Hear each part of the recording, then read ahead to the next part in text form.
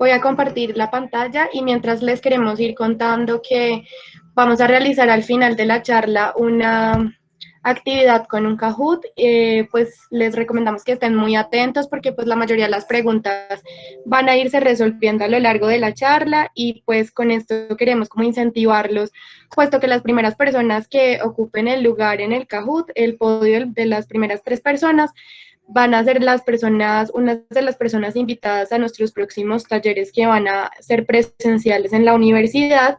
El primero va a ser pues un taller de disección anatómica. En estos momentos no hay una fecha establecida, pero pues la idea es que se les pueda dar como ingreso a esas personas que pues más participen en nuestras charlas para que puedan también pues como tener acceso a otras actividades de nuestro grupo de interés.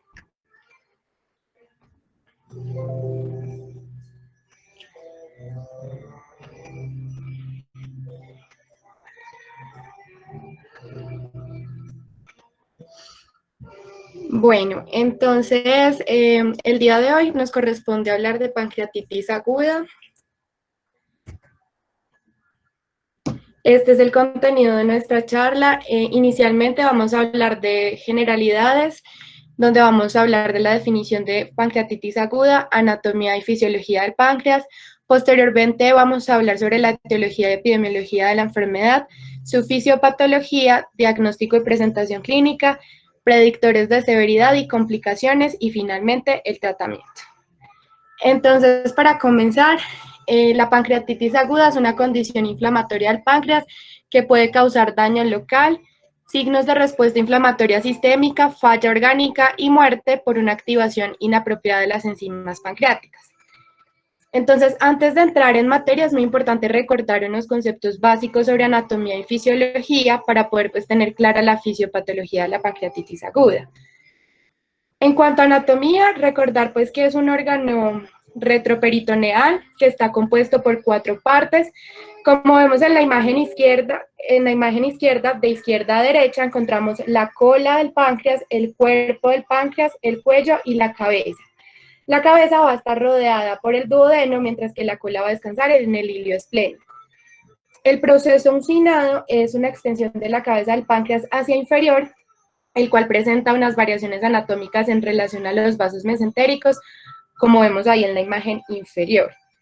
La imagen de la derecha es para mostrarles el conducto pancreático principal, el cual drena el páncreas de izquierda a derecha en la segunda porción del duodeno a través de la ampolla de Vater, la cual está rodeada a su vez por el esfínter de Oddi. Hay que recordar también pues, que este conducto pancreático principal va a tener una estrecha relación con la vía biliar, pues corre paralelo al conducto biliar común. Un conducto accesorio, como lo vemos ahí también en la imagen, o pues también llamado conducto de Santorini, discurre proximalmente a la cabeza del páncreas y generalmente va a terminar en el duodeno en una papila accesoria. Entonces, hay variaciones del sistema ductal que dependen de la extensión del desarrollo del conducto de Santorini, que puede estar en comunicación con el conducto principal directamente, como lo vemos en la imagen C1, o que puede discurrir en una versión duplicada conocida como el páncreas divisum, que pues lo podemos observar en la imagen C2. El conducto de Santorini va a drenar el cuerpo y la cola, y el conducto pancreático principal va a drenar la cabeza y el proceso uncinado. Entonces, el páncreas divisum es la variante anatómica congénita más frecuente del páncreas. Es producido por una falla en la fusión del conducto ventral y del conducto dorsal durante pues, la organogénesis. Entonces, pues, digamos que el páncreas divisum no va a tener como alteraciones en la fusión del parénquima. ¿Y qué es lo que pasa? Bueno, ¿qué es lo que sucede? Las secreciones pancreáticas que van a provenir de la cabeza del páncreas, el cuello, el cuerpo y la cola, van a estar desarrollados en la porción dorsal y van a drenar a la papila menor. Y la secreción del proceso uncinado derivados de la porción ventral va a drenar a través de la papila mayor. Entonces, en el páncreas divisum existe un conducto dorsal que va a ser dominante, que va a drenar la mayor parte de la secreción pancreática a través del conducto de Santorini, que desemboca la papila menor. Y es por esto que, pues, puede ser un factor de riesgo o es un factor de riesgo para presentar pancreatitis aguda recurrente por la desproporción pues, que hay, uno, en la secreción pancreática y dos, pues el calibre del conducto de Santorini como es menor, su diámetro es menor, esto va a conllevar pues a una distensión ductal y va a conllevar a éstasis aumentando pues el riesgo de pancreatitis aguda.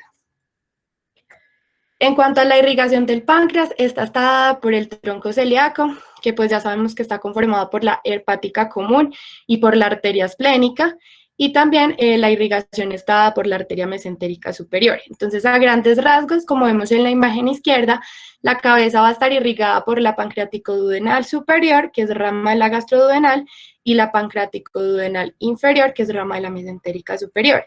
El cuerpo y la cola van a estar irrigadas por la pancreático dorsal y esta puede ser rama o pues tiene como diferentes orígenes. Puede ser rama de la esplénica, tanto puede ser rama del tronco celíaco o de la mesentérica superior o de la hepática común, pero pues lo más frecuente es que la rama sea rama de la arteria esplénica. Y en cuanto al drenaje venoso, que lo vemos en la imagen de la derecha, pues el drenaje va a ser pues en el sistema portal y pues esto, el drenaje del páncreas va a ser mediante la vena esplénica, la vena mesentérica superior y la vena mesentérica inferior.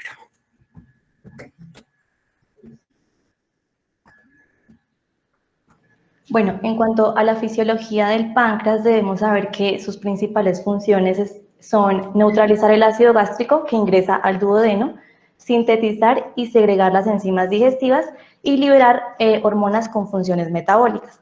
Pero entonces, esta fisiología del páncreas se divide en dos, en un páncreas endocrino y un páncreas exocrino.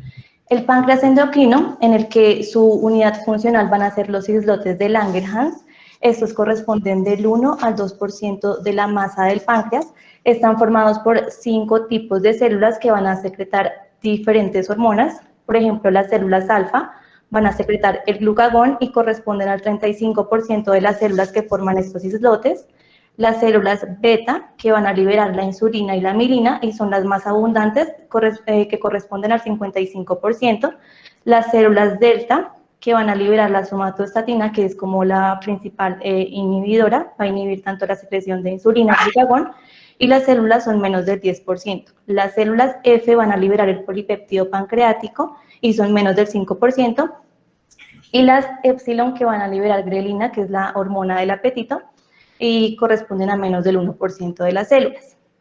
En cuanto al páncreas exocrino, a grandes rasgos, pues su unidad funcional van a ser los acinos, que van a secretar esos jugos digestivos al duodeno. Siguiente, por favor. Para profundizar más en el páncreas exocrino, que es como el principal implicado en la fisiopatología de esta enfermedad, debemos saber que tiene dos componentes, los acinos y una red ductal. Entonces, estos acinos están formados por unas células acinares que se encargan de la producción y secreción de las enzimas digestivas. Estos los almacenan en forma de gránulos decimógenos que van a liberar proenzimas y enzimas activas. Las enzimas activas son la amilasa, la lipasa, la DNasa y la RNasa. Dale, siguiente, por favor. En cuanto a las proenzimas, encontramos que ante el estímulo de la llegada del alimento desde el estómago al intestino, al duodeno, el páncreas va a liberar esas enzimas. La proenzima como principal, la más importante, va a ser el tripsinógeno. Ese tripsinógeno, una vez llega al duodeno, donde se encuentra su enzima activadora, que es la enteroquinasa duodenal, lo va a convertir en tripsina. Esta tripsina va a generar una cascada de activación para activar más tripsinógeno y las otras proenzimas, para llevar a cabo ya la degradación de los nutrientes. En cuanto a las redes ductales, estas están formadas por las células ductales. Ellos se van a encargar del transporte de las secreciones exocrinas, o sea, las enzimas, desde los acinos hacia el duodeno, y también van a producir una solución rica en bicarbonato y electrolitos que van a regular ese pH ácido. Siguiente, por favor. En esta diapositiva observamos dos imágenes, una de la célula acinar y otra de la célula ductal. Y lo que les quiero mostrar es que ante distintos estímulos, que son los que vemos ahí como en la porción morada, la célula CINAR se va a activar. Entonces, el principal estímulo que se conocen como secretagogos va a ser la colecistoquinina. Esa colecistoquinina, que es la que está ahí, CCK, ella va a actuar por una cascada de segundos mensajeros, va a llevar a cabo distintas reacciones que aumentan el calcio intracelular. Esto va a estimular la producción y la secreción de esas enzimas.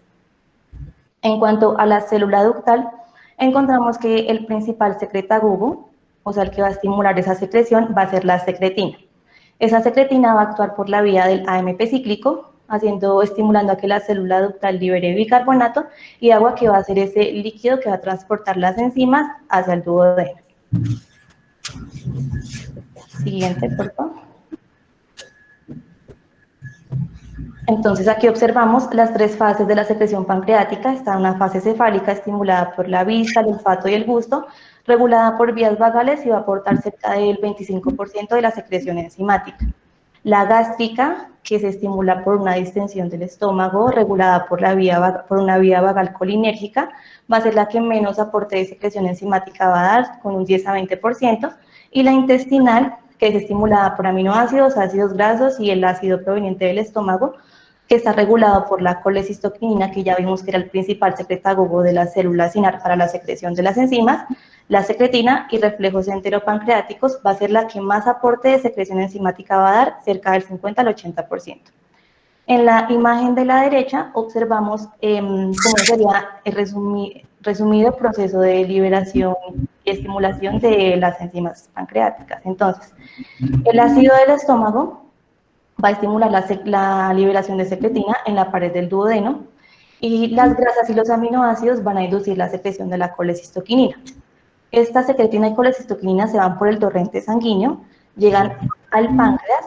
La secretina va a actuar sobre las células ductales, estimulando la producción de esta secreción de líquido pancreático y bicarbonato, y la colecistoquinina va a estimular la secreción de las enzimas en las células acinares.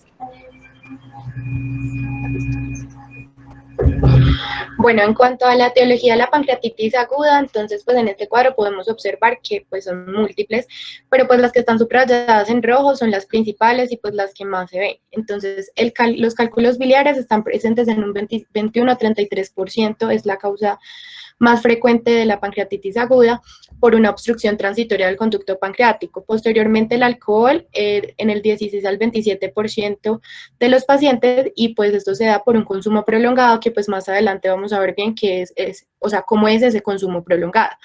La hipertrigliceridemia y la hipercalcemia en un 2 a un 5%, y las complicaciones quirúrgicas en un 5 a un 10%, también como vimos en la charla pasada, patologías de la vesícula biliar. Pues la CEPRE, o sea, post-CEPRE, pues es una causa también de pancreatitis aguda.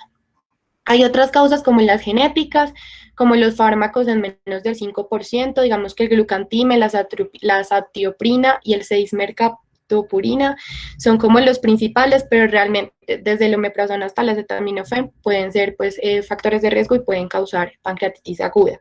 El trauma es una causa en menos del 1%, la infección también es una causa en menos del 1%, y las obstrucciones son raras y pues generalmente es por páncreas divisum o disfunción del esfínter de Oddi.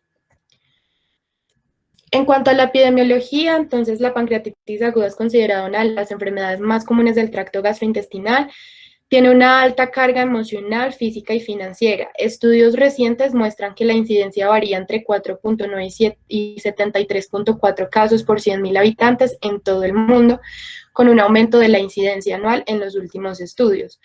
La pancreatitis aguda secundaria a la migración de cálculos biliares, pues es más común en un 69% en las mujeres, y si la causa es por consumo de alcohol, la prevalencia va a ser mayor en los hombres. Digamos que en los últimos 10 años, ese aumento de la epidemia mundial de obesidad y el aumento de tasas de cálculos biliares ha incrementado la enfermedad en un 20%. Y pues como vamos a ver a lo largo de la charla, el 80% de estos pacientes pues van a cursar con una enfermedad leve y autolimitada, pero el 20% va a tener un curso mucho más severo de la enfermedad. Y aunque la tasa como tal de letalidad pues ha disminuido con el tiempo, en general la mortalidad pues se ha mantenido sin cambios, lo cual pues se estima que es alrededor del 35% de la mortalidad, que pues es bastante significativa en esta enfermedad. En cuanto a la fisiopatología, encontramos que lo que va a suceder es una activación intracinar de las enzimas proteolíticas. ¿Y qué pasa? Debido a un bloqueo en la secreción que puede ocurrir por cualquiera de las causas que mencionamos anteriormente, se va a impedir la salida de ese líquido pancreático, pero la síntesis de esas enzimas va a continuar. Esto hace que las vacuolas intracinares se vuelvan inestables y que enzimas lisosomales, como es el caso de la catepsina B, que también está almacenada en esos gránulos con las proenzimas, actúe sobre ellas, como es el caso, va a escindir al péptido de activación del tripsinógeno, haciendo que el tripsinógeno se convierta en tripsina, pero esto dentro del páncreas, dentro de la célula sinar. Luego esas vacuolas se rompen y liberan esa tripsina activa que, como ya vimos en la fisiología, ella genera una cascada de activación activando más tripsinógeno y las demás proenzimas. Al activarse intrapancreáticamente lleva a una autodigestión pancreática. Siguiente, por favor. También va a haber una lesión microcirculatoria. ¿Esto por qué? Porque hay una vasoconstricción, estasis capilar y una isquemia progresiva. Esto también lleva a que haya un aumento de la permeabilidad vascular, se genera inflamación, el infiltrado de células, neutrófilos, etcétera, de la glándula. De aquí, un 80% de los casos van a progresar a una pancreatitis edematosa intersticial y aproximadamente un 20% a una necrosis pancreática. Luego, pues bueno, se genera la insuficiencia microcirculatoria local, que con el paso del tiempo puede amplificar la lesión. Aquí observamos como las principales causas y los mecanismos por los que puede causar esa pancreatitis. En cuanto al alcohol, encontramos que hay un aumento de la sensibilidad de las células acinares hacia la colecistoquinina, lo que lleva a esa activación prematura de los zimógenos. Además de ese aumento de la sensibilidad de las células acinares hacia la colecistoquinina, también se potencia el efecto de la colecistoquinina. Esto sobre el factor nuclear kappa B, que él actúa en la vía de la apoptosis llevando a una muerte celular. Se da la generación de metabolitos tóxicos, como es el caso del acetaldehído. El acetaldehído va a actuar sobre las células estrelladas del páncreas, genera un estrés oxidativo y un aumento en la producción de colágeno y proteínas de la matriz. Cuando es por cálculos biliares, hay tres mecanismos por los que se puede producir. Por un reflujo de la bilis, esto por una obstrucción transitoria mientras pasa por la ampolla de váter. También pues ya por una obstrucción que no va a ser transitoria, sino que permanente, entonces no va a permitir la salida del líquido pancreático. Y también un edema resultante del paso del cálculo, ya sea por el conducto o por la ampolla. Si es por hiperlipidemia, entonces puede ser por una lesión directa de los ácidos grasos libres. Estos van a ser producto de la degradación de los triglicéridos por parte de la lipasa, que va a estar elevada. Entonces, al generar tantos ácidos grasos libres, estos llegan a concentraciones tóxicas que atacan directamente ese parénquima pancreático. También hay una disminución de la lipoproteína lipasa. Esta enzima se encarga de la degradación de kilomicrones.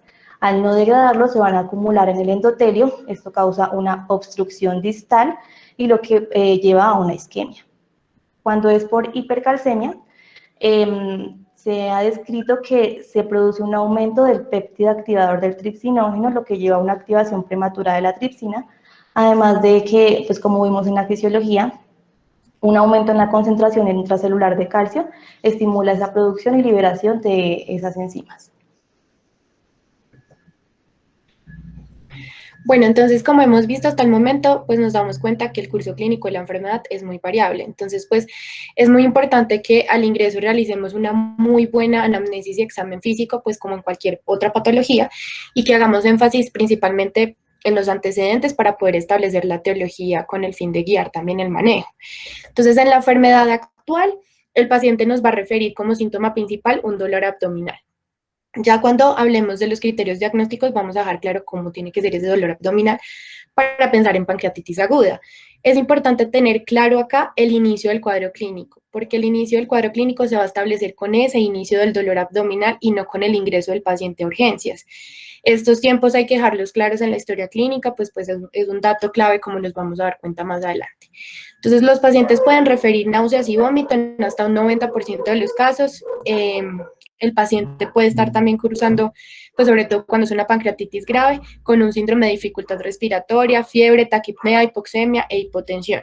Al examen físico vamos a encontrar una sensibilidad a la palpación en región epigástrica, pues si ya sospechamos que es algo más grave, una sensibilidad difusa en el abdomen, distensión abdominal con ruidos intestinales hipoactivos, y los signos de Colen y Gray-Turner están descritos en esta patología en el 3% de los pacientes y lo que me van a indicar es hemorragia retroperitoneal, por ende necrosis pancreática. Entonces, pues acá vemos también escleras ictéricas que pueden presentar los pacientes principalmente cuando pues sospechamos de una coledocolitiasis. En cuanto a esos signos de Gray-Turner y de Colen, entonces el de Gray-Turner es una equimosis en flancos y región lumbar, que es la imagen de la derecha, y el signo de Colen es una equimosis periumbilical, que es la imagen de la izquierda. Les trajimos esta foto como para que lo tengan ahí claro y pues no se les olvide, esto nos indica necrosis. Entonces, pues para diagnosticar como tal al paciente con pancreatitis aguda, pues debemos tener siempre en cuenta 2 o más de los siguientes criterios diagnósticos.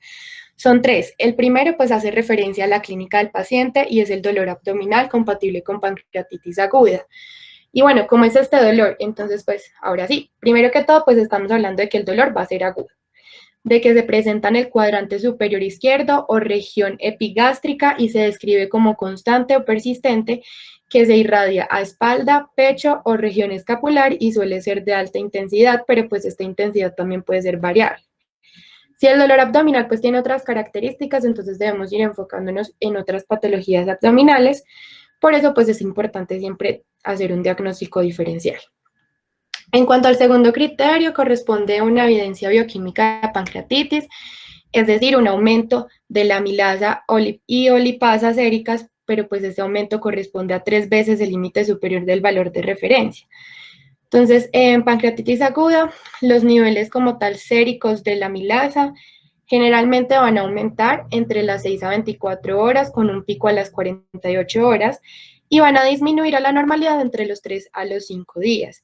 Sin embargo, esta enzima va a tener pues poca sensibilidad y especificidad porque pues puede estar normal en un quinto de los pacientes, y también pues la amilasa puede aumentar en otras patologías como macroamilasemia, en pacientes con disminución de la tasa de filtración glomerular o incluso pues en otras patologías abdominales como apendicitis y colecistitis y obstrucción intestinal.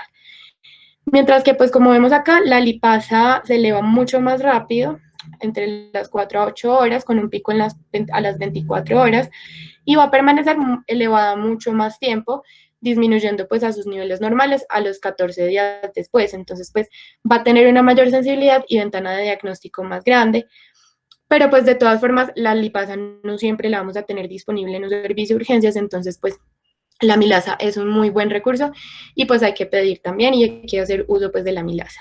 En cuanto a lipasa, pues también hay macrolipasemia y pues también hay otras enfermedades no pancreáticas como la enfermedad renal, apendicitis y colecistitis, en las que puede también estar aumentada esta enzima. En cuanto al tercer y último criterio, entonces es una imagen con hallazgos compatibles de pancreatitis aguda. La imagen de elección es el TAC contrastado, pues es la imagen que confirma el diagnóstico con una sensibilidad del 90% y una especificidad del 100%. Pero como les decía, bueno, son 2 de los siguientes criterios. Entonces, si el dolor abdominal sugiere fuertemente que la pancreatitis aguda está presente, pero la amilasa y la lipasa es menor de 3 veces el límite superior de lo normal, pues en este caso vamos a requerir de una imagen para confirmar el diagnóstico. Pero pues si solamente el paciente, pues si el paciente ya tiene presente como el dolor abdominal compatible con pancreatitis aguda y los niveles de amilasa y lipasa son 3 veces el límite, o sea, son mayores del límite, 3 veces, aumentan 3 veces el límite superior del valor de referencia, entonces pues se confirma el diagnóstico y pues no se necesita como tal solicitar pues una imagen. Entonces, pues, ¿qué otra imagen como tal puedo solicitar al ingreso? Entonces, pues también debemos empezar a determinar la etiología de la pancreatitis aguda, pues ya sabemos que la más común es la biliar, entonces pues acá por eso también está escrita la ultrasonografía, y pues es una imagen que también debemos solicitar, pues según el caso de sospechar pues esta etiología. Entonces, si la ultrasonografía no me mostró pues como tal cálculos biliares y las transaminasas no están alteradas, entonces pues reviso el resto de posibles etiologías, como el consumo excesivo de alcohol. Entonces pues acá es lo que les decía. Un consumo excesivo es una persona que tenga un historial de más de 5 años de un consumo intenso de alcohol, y por lo general este consumo intenso se consideran más de 50 gramos al día, pero pues a menudo este valor puede ser mayor. Entonces, pues si tenemos como tal este historial, pues debemos sospechar que pues, la causa pueda ser alcohólica. Y la otra etiología que pues también debemos sospechar es la hipertrigliceridemia. Entonces, pues acá con los triglicéridos séricos, estos deben ser mayor a 1000 miligramos por decilitro para pues ser considerada una causa de pancreatitis aguda. La pancreatitis aguda idiopática como tal es una, pues se define como la pancreatitis sin etiología establecida después de pues unas pruebas de laboratorio iniciales como los niveles de lípido, calcio, pruebas de imágenes como la ecografía y el TAC en el paciente correspondiente. Y pues acá entonces la colangiopancreatografía por resonancia magnética o ecografía endoscópica pues la podemos usar para detectar coledocolitiasis oculta si no se establece otra etiología en el paciente. Tiene una sensibilidad del 97% y una especificidad del 84% para coledocolitiasis. Pues, pero estos pacientes deben ser obviamente manejados en centros especializados, que tengan servicios pues avanzados de endoscopía, que tengan un enfoque multidisciplinario combinado. Si ya estos estudios de colangiopancreatografía con resonancia magnética, me enredo siempre en el nombre, o ultrasonografía endoscópica son negativos, se debe considerar una resonancia magnética para poder pues identificar anomalías morfológicas como el páncreas diviso. Estos son como tal entonces los diagnósticos diferenciales que debemos tener en cuenta en cuanto a pancreatitis aguda, y como vemos pues la mayoría de ellos podemos como irnos guiando de acuerdo a cómo es el dolor abdominal en el paciente, a la clínica, pues a todo lo que nos refiere el paciente en enfermedad actual. Por eso es que es muy importante como realizar esto de la mejor forma.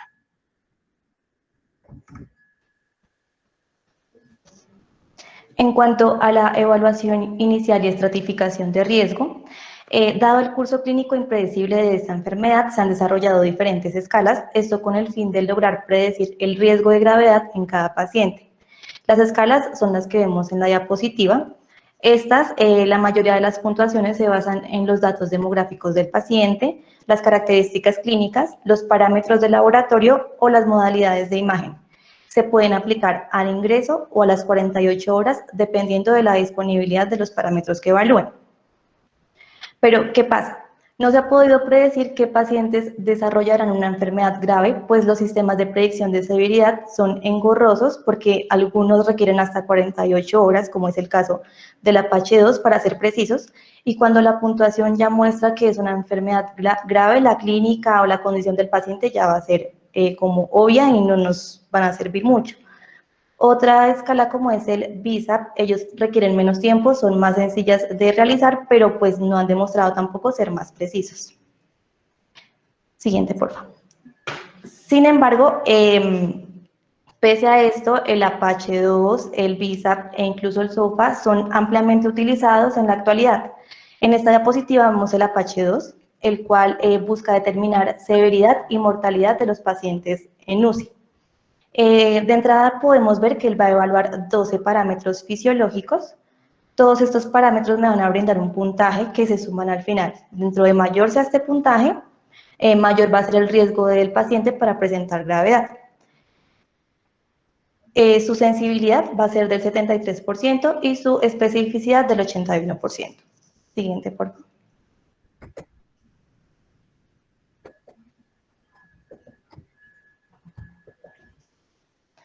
En cuanto al BISAP, él evalúa parámetros como el BUN, cuando es mayor a 25 miligramos por decilitro, un deterioro del estado mental con un Glasgow menor de 15, la presencia de un síndrome de respuesta inflamatoria sistémica, el cual se va a definir por la presencia de 2 o más de los siguientes criterios: una frecuencia cardíaca mayor a 90 latidos por minuto, una temperatura menor de 36 grados o mayor a 38 grados, leucocitos menores de 4.000 o mayores a 12.000, una frecuencia respiratoria mayor a 20 o una presión de CO2 menor a 32 milímetros de mercurio. También que el paciente sea mayor de 60 años o que presente una efusión pleural o derrame pleural. Su sensibilidad va a ser del 68% y su especificidad del 76%. Aquí observamos los criterios de Marshall modificados. Estos son utilizados también en el servicio de urgencias para evaluar la presencia o no de falla orgánica, la cual se va a definir según estos criterios como un puntaje de 2 o más para los siguientes 3 órganos, a evaluar pulmón, riñón y corazón. Estos criterios, que son los que vemos acá, vemos que están los 3 parámetros, los cuales se puntúan de 0 a 4. Entonces, si cualquiera de estos, digamos, evaluando el PAFI, dan 2 o más, entonces diríamos que hay una falla orgánica en cuanto al pulmón, y así con cada uno. En cuanto al pool de exámenes que debo solicitar, son los siguientes. Entonces, en laboratorios, un cuadro hemático. Las enzimas pancreáticas que ya vimos son muy importantes, la amilasa y la lipasa, porque es uno de los 3 criterios diagnósticos. Vamos a pedir función hepática para medir bilirrubinas, transaminasas y fosfatas alcalina, ya que, digamos, si encontramos una bilirrubina directa elevada o una fosfatasa alcalina elevada, nos puede indicar la presencia de un cálculo en el conducto biliar común o el paso de uno recientemente. También pediremos función renal, creatinina, glicemia, ionograma y gases arteriales. En cuanto a las imágenes, vamos a pedir la ecografía. También está el TAC contrastado, pero este no es mandatorio para el manejo inicial. Por eso hay 3 situaciones en las que se va a indicar el TAC contrastado: una pancreatitis severa, una duda diagnóstica y la sospecha de una pancreatitis sobreinfectada. Este es ideal pedirlo después de las 72 horas del inicio de la clínica, porque es cuando se empiezan a ver los cambios de las colecciones. Y pues indicamos ese TAC para evaluar una causa estructural. Bueno, listo. Entonces, en cuanto a la clasificación y la severidad de la pancreatitis aguda, digamos que pues por casi 20 años se usó una clasificación que fue la de Atlanta en 1992, pero pues esta clasificación tenía como unas definiciones y unas clasificaciones confusas. Entonces pues hoy como tal sabemos que la falla orgánica es fundamental para la definición de la pancreatitis aguda severa. Pues si es persistente esta falla orgánica, pues entonces pues va a asociarse como a una mayor mortalidad en los pacientes, que como mencioné previamente es del 35%. Entonces, ¿qué pasó? En el 2012, 2 nuevos sistemas de clasificación fueron publicados: la clasificación basada en determinantes de la gravedad para pancreatitis aguda, que es la DBC, y la clasificación revisada Atlanta o Consenso de Atlanta en el 2012. Digamos que aunque estas 3 clasificaciones definen bien gravedad de pancreatitis aguda, estas 2 últimas fueron mejores porque predicen el pronóstico, o sea, predicen mejor el pronóstico clínico a largo plazo, las complicaciones mayores y las intervenciones clínicas. Entonces, el Consenso de Atlanta del 2002 identifica 2 fases de la pancreatitis aguda, una temprana y una tardía. Entonces, la temprana es en la primera semana, hay signos de respuesta inflamatoria sistémica y va a cursar con una insuficiencia orgánica transitoria, que pues la transitoria es menor a 48 horas. Y la fase tardía es mayor de una semana, cursa con insuficiencia orgánica persistente, que persistente es que ya es mayor a las 48 horas, y complicaciones locales en los pacientes. En cuanto a la clasificación entonces de severidad, la clasifica o pues da 3 grados de severidad o de gravedad: el leve, el moderadamente grave y el grave. Entonces el leve es un paciente que tenga ausencia de falla orgánica y complicaciones locales, pues donde los pacientes van a resolver al tratamiento inicial con al soporte pues que se les brinde inicialmente en la primera semana sin complicaciones. El grado moderadamente grave, donde pues los pacientes van a tener falla orgánica transitoria menor a 48 horas y complicación local sin falla orgánica. Y en el grave, donde la falla orgánica pues ya va a ser persistente, es decir, mayor a 48 horas. Entonces, pues antes como de entrar a hablar de las complicaciones locales de la pancreatitis agudas que están presentes pues en la clasificación de severidad como moderada, pues es importante que tengamos en cuenta que pues también se clasifica o pues hay dos tipos de presentaciones clínicas en la pancreatitis aguda. La primera es la edematosa intersticial y la segunda es la necrotizante, que está presente pues en un 5 a un 10% de los pacientes. Entonces la edematosa intersticial pues se va a definir como una inflamación aguda del parénquima pancreático y tejidos peripancreáticos, pero sin necrosis tisular reconocible. Entonces en el TAC vamos a ver que el parénquima pues muestra un realce homogéneo y pues la grasa peripancreática suele mostrar como cambios inflamatorios de turbidez. También puede haber algo de líquido peripancreático y pues los síntomas se resuelven en la primera semana. Y en cuanto a la necrotizante, entonces esta se define como inflamación aguda con necrosis tisular reconocible. Digamos que pues ya hay un deterioro en la perfusión pancreática, los signos de necrosis pues van a evolucionar durante varios días y esta es la razón por la cual Luisa nos explicaba que no se solicita el TAC temprano, sino que el TAC se solicita entonces cuando ya pues han pasado 72 horas que se pueden manifestar estos cambios y los podemos observar en la imagen. Entonces en el TAC lo que vamos a observar es un área sin realce homogéneo que pues me va a indicar necrosis, pero pues también puede ser variable porque pues la necrosis puede estar sólida o puede licuarse, puede estar estéril o puede estar infectada o puede persistir o puede desaparecer con el tiempo. Entonces pues esto es muy variable, es lo que tenemos que ir evaluando y teniendo muy en cuenta en los pacientes. Cuando hay infección, pues entonces en el TAC podemos ver gas extraluminal, entonces esto nos puede ayudar como a pensar que ya hay infección presente. Hay unos criterios que son los criterios de Baltasar, son criterios como tal tomográficos y pues se utilizan también para predecir el índice de severidad. Pueden ser una herramienta que podemos utilizar, pero pues tampoco son específicos y todas estas escalas que hemos visto pues no son específicas, como lo hemos venido mencionando, pues no reemplazan la clínica.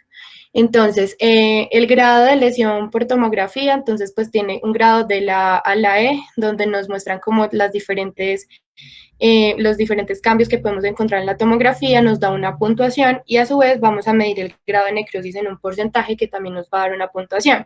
La suma de los puntos pues nos va a indicar el índice de severidad, si es bajo, medio o alto según esta escala.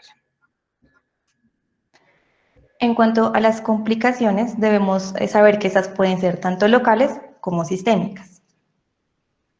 Siguiente.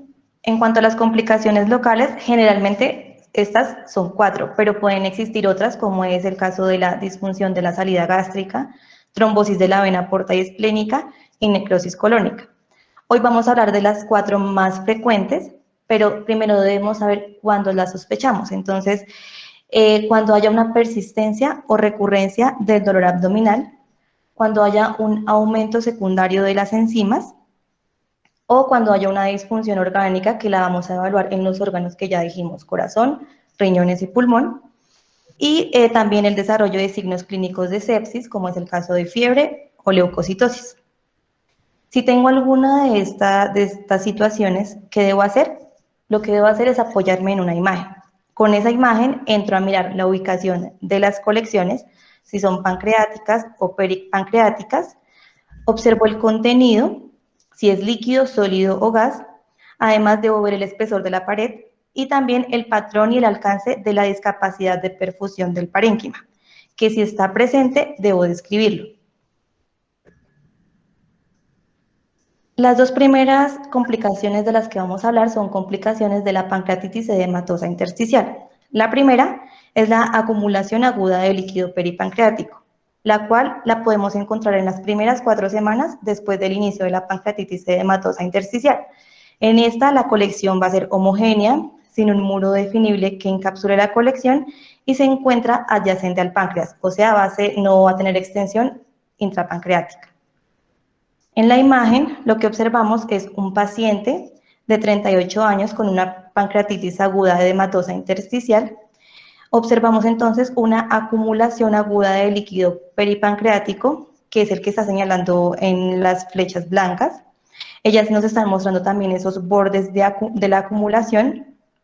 El páncreas se realza completamente, él está engrosado y tiene un aspecto heterogéneo debido al edema. La otra complicación de la pancreatitis aguda edematosa intersticial es el pseudoquiste pancreático. Este aparece después de las 4 semanas desde el inicio del episodio, está bien delimitado, generalmente se observa redondo u ovalado, tiene una densidad de flujo homogénea y su muro va a ser definido, es decir, va a estar encapsulado. Entonces, en esta imagen lo que observamos son dos pseudoquistes, que son los que están señalados por las flechas blancas. Esto es en un paciente de 40 años, con 6 semanas después de un episodio de pancreatitis intersticial aguda. Las colecciones de líquidos son homogéneas, de baja atenuación, redondas a ovaladas, con un borde bien definido, que es lo que nos muestra que están encapsulados, que nos señalan las flechas blancas. Siguiente. En cuanto a las complicaciones de la pancreatitis necrotizante, encontramos la colección necrótica aguda. Esta se presenta en las primeras 4 semanas desde el inicio de una pancreatitis necrotizante. Va a afectar tanto al parénquima pancreático como a los tejidos peripancreáticos. Va a tener una densidad heterogénea, afecta a diferentes lugares y no tiene un muro definible que encapsule la colección.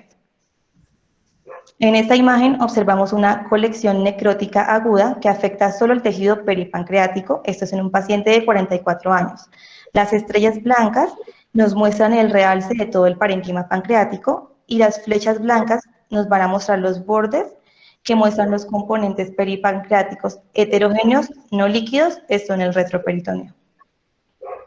La otra complicación de la pancreatitis necrotizante es la necrosis amurallada.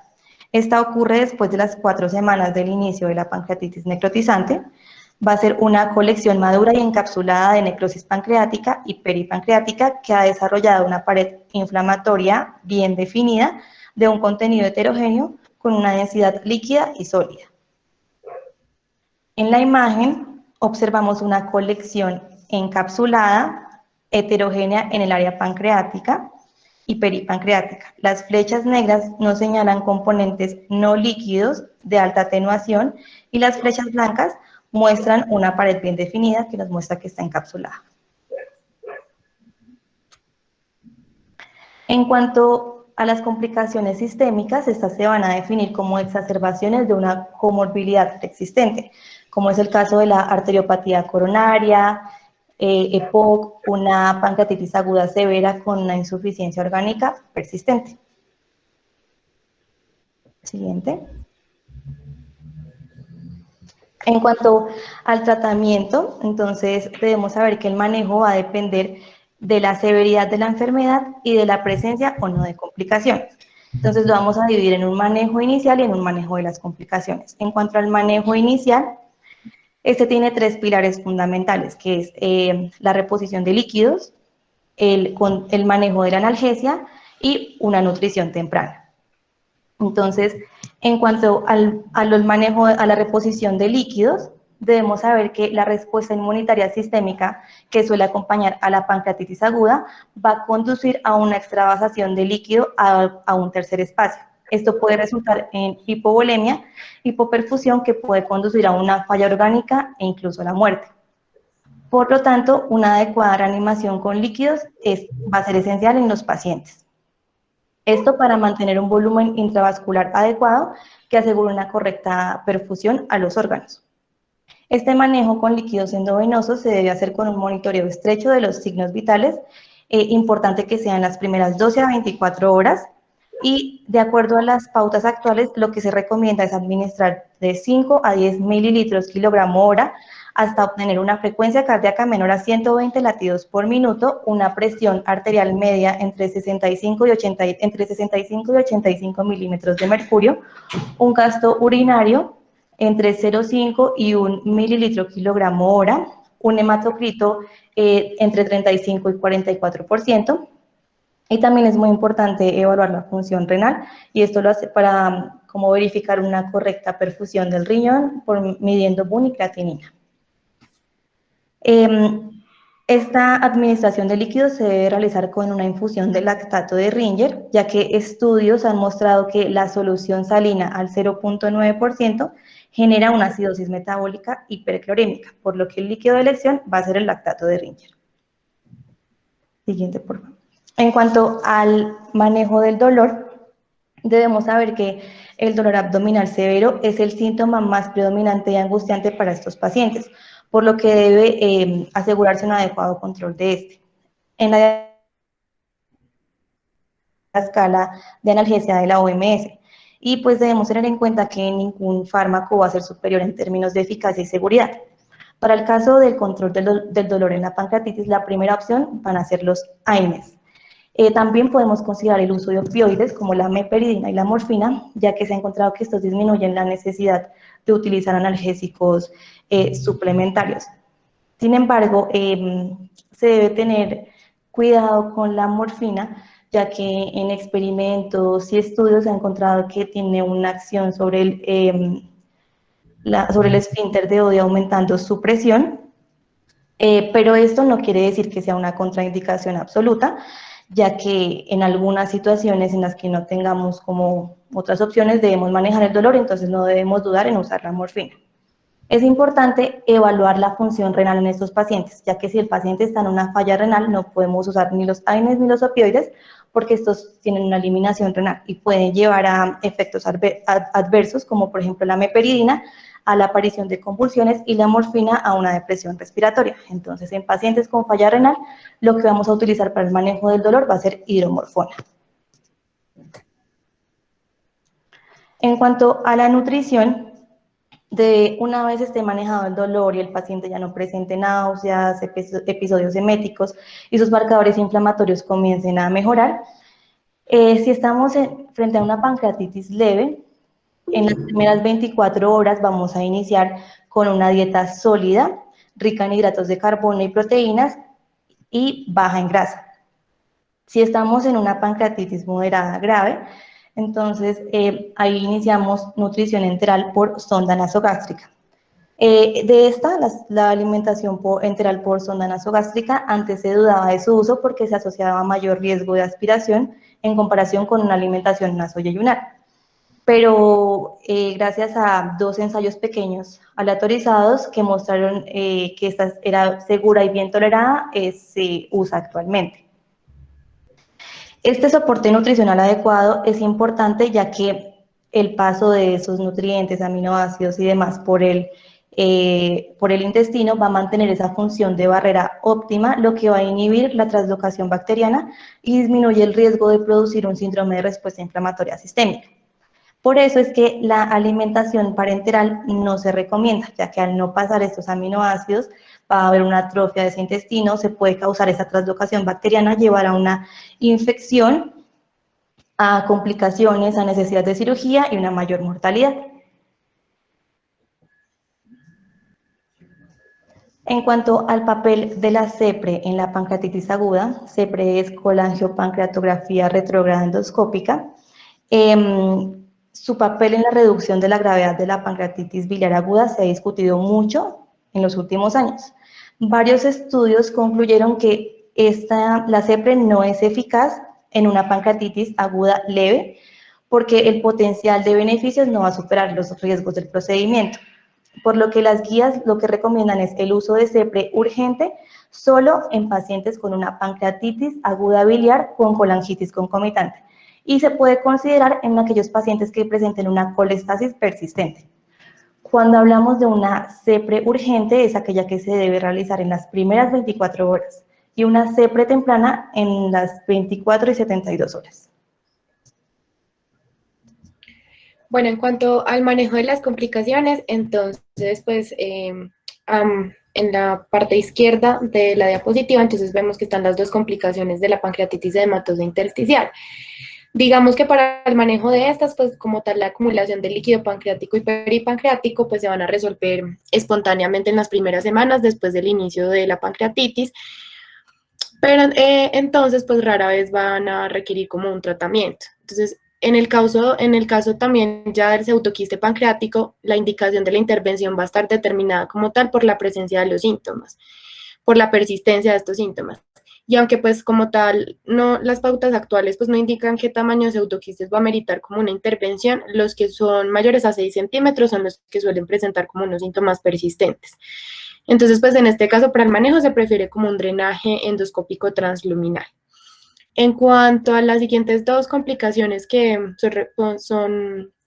se corresponden pues a la pancreatitis necrotizante, entonces debemos mirar pues si es una pancreatitis necrotizante estéril, porque pues si es estéril, pues el tratamiento es conservador, pues independiente como del tamaño, de la extensión, pues de esas colecciones, porque pues el drenaje como tal de las colecciones estériles pueden introducir una infección iatrogénica, entonces pues el manejo es conservador. Pero si la necrosis es infectada, entonces pues ahí el primer paso es la administración de antibióticos de amplio espectro, y pues muchos pacientes no necesitan como de una intervención adicional, pero pues si ya requieren como una intervención adicional, entonces pues se recomienda un drenaje por catéter durante varias semanas para esperar la etapa de necrosis amurallada. ¿Por qué debemos esperar a esta etapa de necrosis amurallada? Porque pues el proceso como de maduración y encapsulación, como nos lo mostraba Luisa, pues de esta colección va a facilitar como tal una intervención segura y va a reducir como tal los riesgos de el riesgo de las complicaciones. Entonces, en cuanto al manejo antibiótico, pues no está indicado para profilaxis, y esto tenemos que tenerlo muy en cuenta y dejarlo muy claro, porque pues no se ha asociado a una disminución significativa en la morbimortalidad, entonces pues no se da profiláctico. Y la indicación entonces del antibiótico va a ser la necrosis infectada. Entonces, el cubrimiento, como les mencionaba, es de amplio espectro. Debe hacerse un cubrimiento tanto para gram positivos, para gram negativos y para anaerobio. Pues sí, lo ideal es tener un cultivo y un gram. Entonces, pues en ese caso uno puede llegar a hacer como una aspiración con aguja fina guiada por imagen en la colección, pero pues esto, o sea, pueden aparecer como falsos negativos en un 25% de los pacientes. Entonces, en ese caso, pues, ¿qué debo hacer? Entonces, lo que debería hacer es pedir una procalcitonina.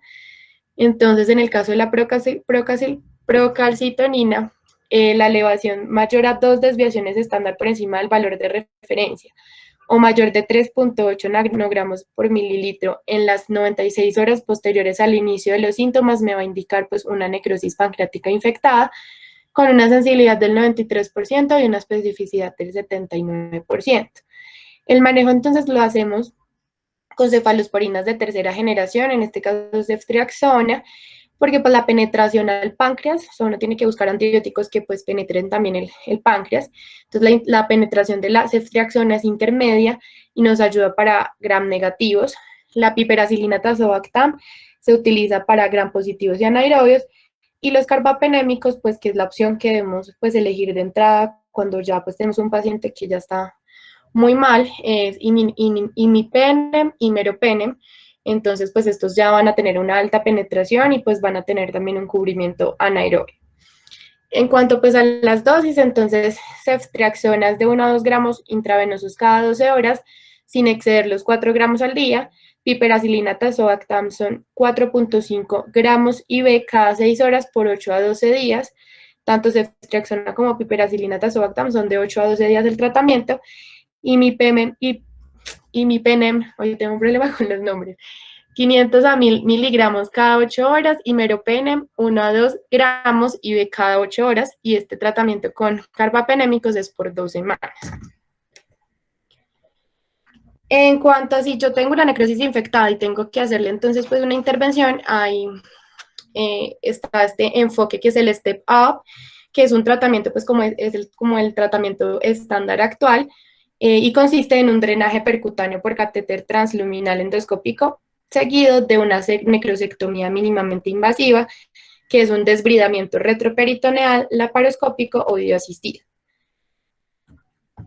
Entonces, en cuanto a la prevención y recurrencia de la pancreatitis aguda, acá pues debemos tener muy en cuenta que las recurrencias se presentan en el 20% de los pacientes con pancreatitis aguda, así sea que hayan tenido una pancreatitis aguda leve.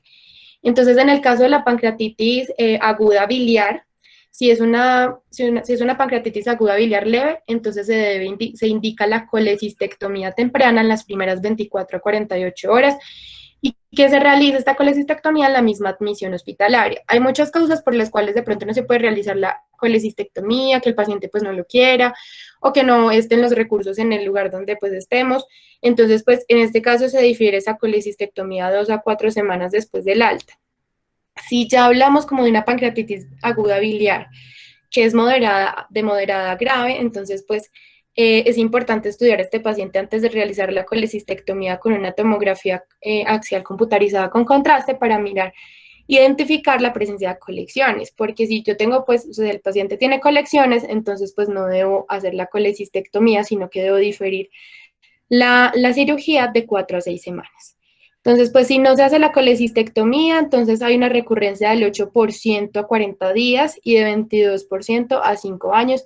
Entonces es muy importante tener esto en cuenta. Ya si la causa es por alcohol, entonces la recurrencia va a ser a los 8.5 meses. Entonces es muy importante hacerle seguimiento a estos pacientes y que pues le demos una correcta educación a los pacientes para reducir el consumo de alcohol. El seguimiento debe hacerse cada 6 meses y luego cada 2 años y pues estar vigilando pues como tal el consumo. En cuanto a si la causa fue hipertrigliceridemia, entonces pues es importante que el paciente reciba una educación en su alimentación. Si es un paciente obeso, reciba pues educación sobre la reducción de peso. El tratamiento es principalmente con fibratos.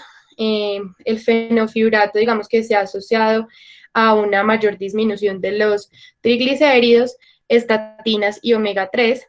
La hipercalcemia, entonces, si es esta causa, esa es la causa de pancreatitis aguda, entonces pues se debe hacer un seguimiento en nuestros pacientes para poderlos estudiar y descartar pues que el paciente no esté cursando un hiperparatiroidismo primario o malignidad o tirotoxicosis pues en otros casos. En cuanto a las secuelas, entonces, pues los efectos a largo plazo en la pancreatitis aguda son muy considerables, incluso en aquellos pacientes que cursaron con pancreatitis aguda leve. Entonces, pues, además del riesgo como tal de recurrencia, que es el que les comentaba, la enfermedad puede llegar a progresar a pancreatitis crónica, a que el paciente pues desarrolle una insuficiencia endocrina y una insuficiencia exocrina. Pues esto hasta en un 35% de todos los pacientes. Y pues los factores de riesgo más importantes para que esto de pronto ocurra son pacientes con pancreatitis aguda necrotizante y pues cuando la etiología es alcohólica. Entonces, en cuanto a la disfunción endocrina, pues se va a presentar una diabetes mellitus pancreatogénica o diabetes mellitus tipo 3C, que va a estar relacionada pues al daño pancreático. Y en cuanto a la disfunción exocrina, entonces pues son pacientes que van a cursar con diarrea, con esteatorrea, con insuficiencia pancreática y pues que además van a tener alteraciones en la tasa fecal, grasa fecal y pruebas de la función pancreática. Entonces, pues estos pacientes se van a beneficiar con una suplementación con enzimas pancreáticas. Ya para concluir, lo que queremos que se lleven para ustedes es que, bueno, la pancreatitis es un proceso patológico, complejo y dinámico con un curso clínico muy variable, por lo que va a ser muy importante un reconocimiento y diagnóstico rápido y sobre todo buscar esa etiología y determinar la severidad de la patología en cada paciente. Debemos tener en cuenta que las herramientas de puntuación predictoras de riesgo, como son esas escalas que les mostramos, son complementarias y no sustituyen la clínica. En cuanto al tratamiento, recordar que los pilares fundamentales va a ser la reanimación de líquidos, una nutrición temprana para evitar la generación de infecciones y un buen manejo de la analgesia. Asegurar también, pues una vez identificadas complicaciones, asegurar el tratamiento de estas, preferiblemente con técnicas mínimamente invasivas. También pues se debe crear un plan para disminuir la recurrencia, que si es por un origen biliar, como lo mencionó Erika, la colecistectomía, ya si es por alcohol, disminuir el consumo, o bueno, lo mejor es no consumir alcohol, si es por hipercalcemia, buscar las causas secundarias y pues lo que mencionaban ahí. Muchas gracias a todos, esperamos hayan aprendido mucho. Queremos agradecer especialmente al doctor Ocean Gabriel Fuentes por su asesoramiento, por su acompañamiento en la realización de toda esta charla.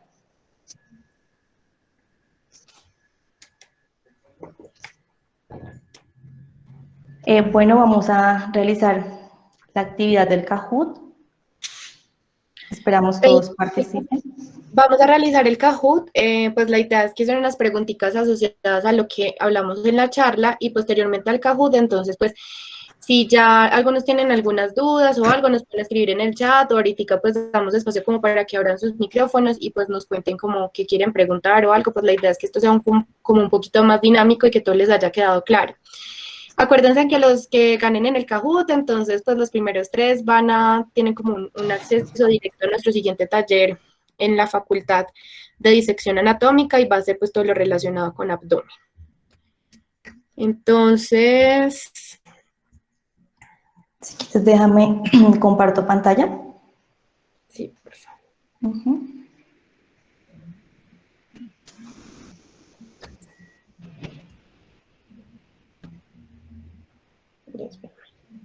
Ya, Lu, creo que ya puedes. Me avisas cuando se vea.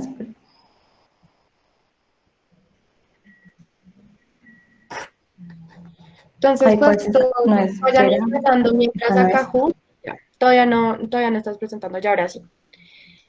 Entonces ya Listo. acá les va a aparecer el código para que pues vayan ingresando y vayan participando en la actividad. Dejaste de presentar otra vez. Sí, ya voy. ¿Ya? Sí, Lu. Entonces ingresen por favor el PIN y pues vamos a comenzar con el Kahoot. Realmente pues las preguntas son como todo lo que dijimos en la charla, entonces que les vaya súper, súper bien.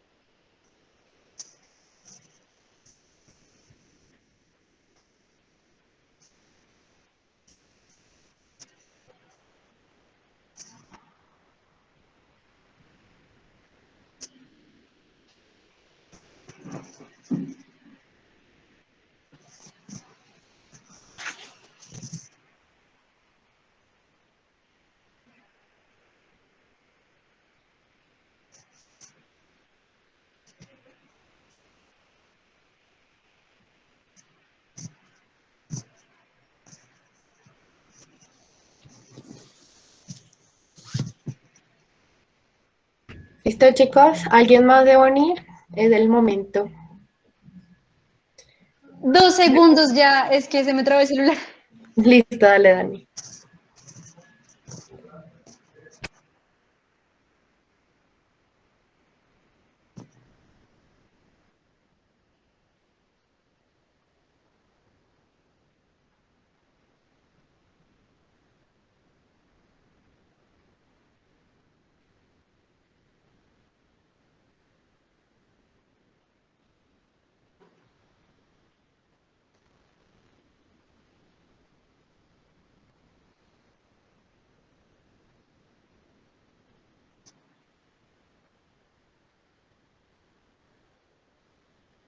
¿Listo? ¿Pudiste, Dani?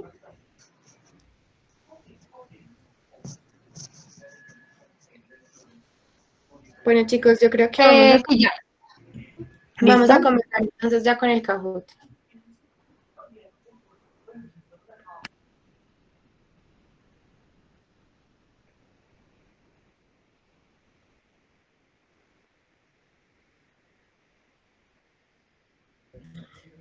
Entonces, la primera es, ¿cómo es el dolor abdominal de la pancreatitis? Si quieres leer las opciones a uno.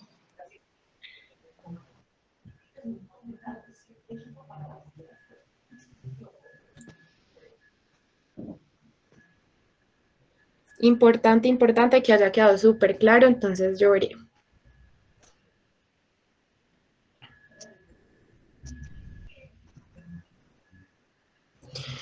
Correcto, entonces dolor en el cuadrante superior izquierdo, región epigástrica persistente que se irradia espalda, pecho y región escapular. Entonces esa era la opción correcta. Siguiente pregunta. Siguiente. Entonces hasta el momento, Muy bien, María. María. No sé, María. ¿Qué? María, Juan Cortés y Estefanía B. Muy Listo, bien. sí. ¿A cuál de las complicaciones corresponde la siguiente imagen? Súper clara la imagen, chicos.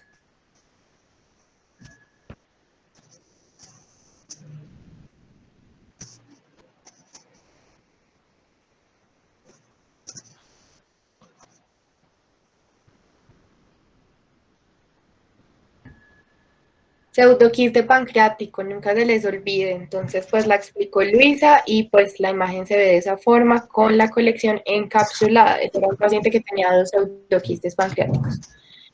Siguiente. Ahora Sebastián Menes, Jorge Luis y Juan González. ¿El páncreas diviso es una causa de pancreatitis?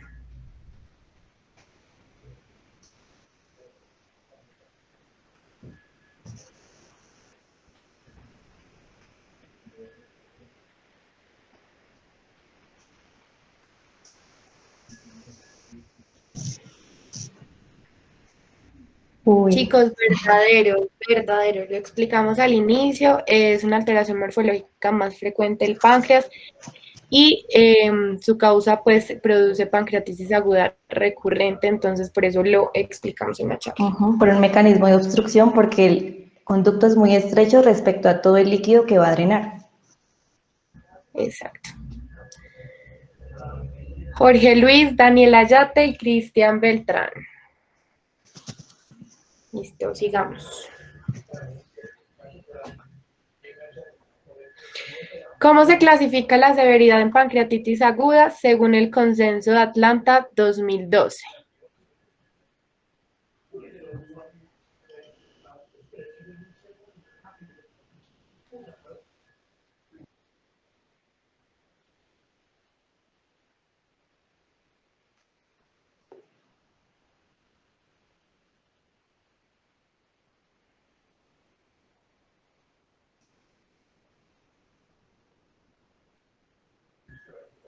Leve, moderadamente grave y grave. ¿Listo, chicos? Entonces tengámoslos muy en cuenta. Esa es la clasificación del Consenso de Atlanta para pancreatitis aguda. De pronto es el sonidito del Kahoot que nos los motiva. ¿Lo quito? Jorge Luis, Daniel Ayata y Cristian Beltrán.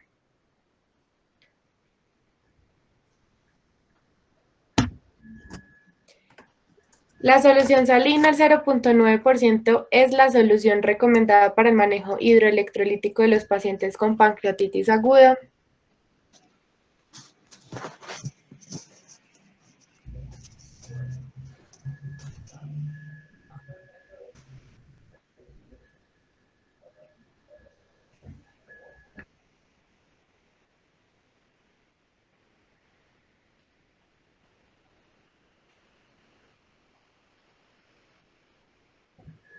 Falso, chicos. Falso. Recordemos que el uso de solución salina al 0,9% se encontró que producía una acidosis metabólica hiperclorémica, por lo que la solución recomendada es el lactato de Ringer.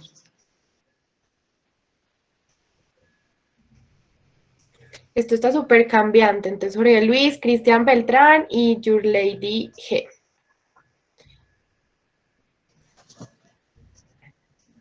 El uso de antibióticos profilácticos está indicado en casos de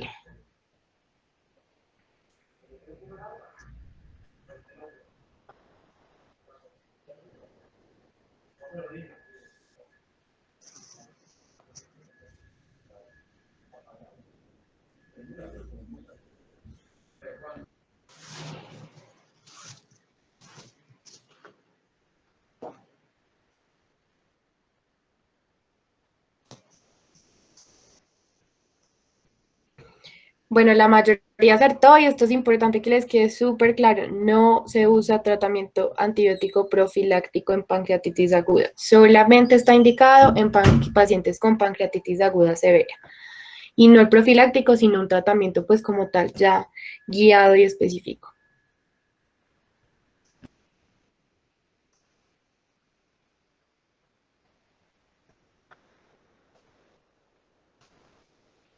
¿Cuáles son las complicaciones de una pancreatitis aguda de hematosa intersticial?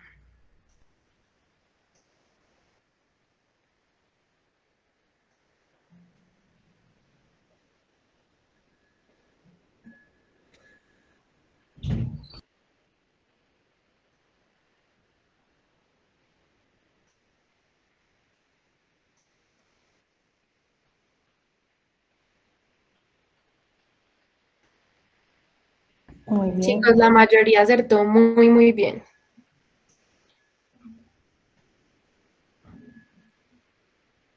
Eso cambió impresionante. Your Lady de primer Ay, lugar. perdón, lo cambié ¿Cuál muy de las rápido. siguientes no es una causa de pancreatitis aguda?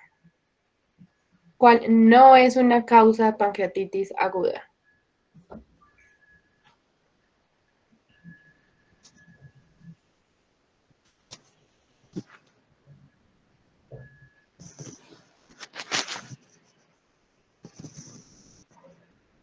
Muy bien, chicos, hipocalcemias, hipercalcemia. Hipercalcemia. Ujú.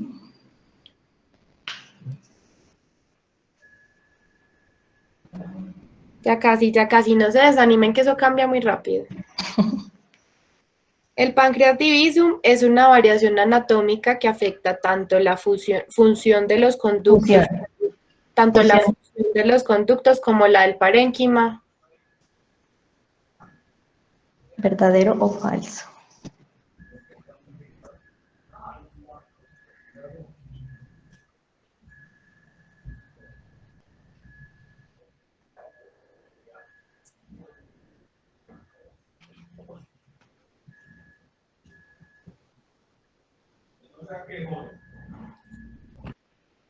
Falso. Recordemos que solamente afecta la fusión de los conductos, pero el parénquima va a estar intacto. Él sí se va a fusionar normalmente.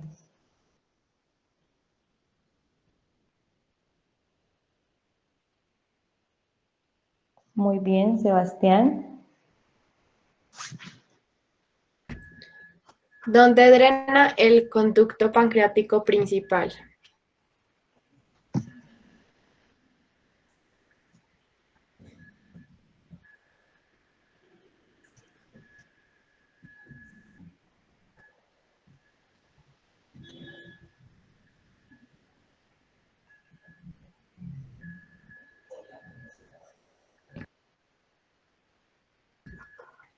Muy bien, chicos, la mayoría acertó. Perfecto.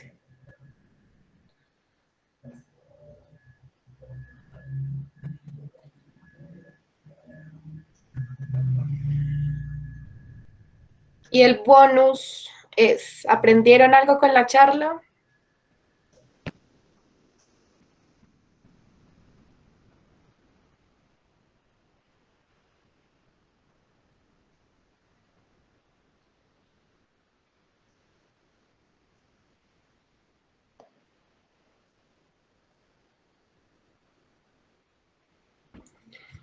Listo, chicos, súper.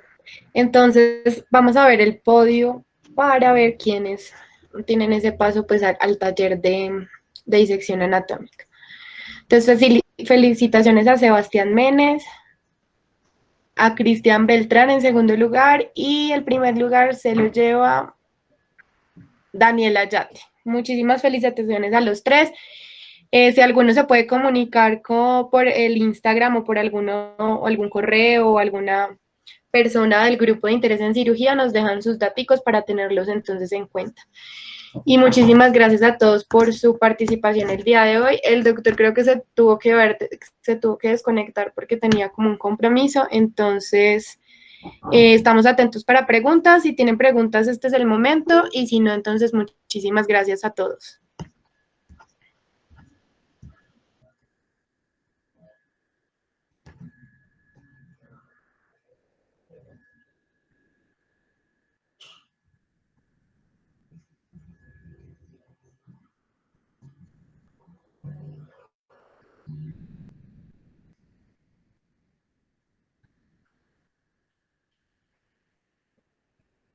Bueno, chicos, con mucho gusto y pues creo que no hay preguntas, entonces que estén muy bien y estaremos entonces atentos a las próximas charlas del grupo de interés. Muchas gracias a todos.